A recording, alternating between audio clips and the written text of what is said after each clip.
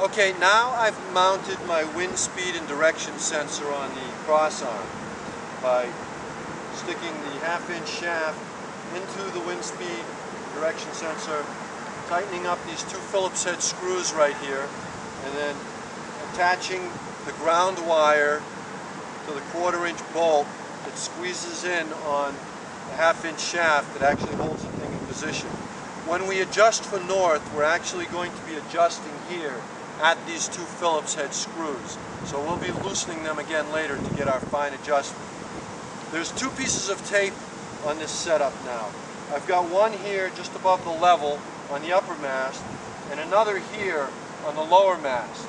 Okay, the one on the lower mast is aligned with this notch. Okay, and I've got that blue tape facing north.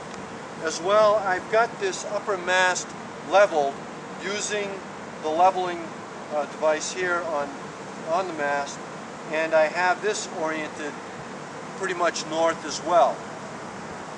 I have all of my tie wraps in place to hold the cable housing and the cable in place. I have a piece of tape here so that the north sticker on the wind speed and direction sensor is facing north, as well as the stainless steel tip per the manual.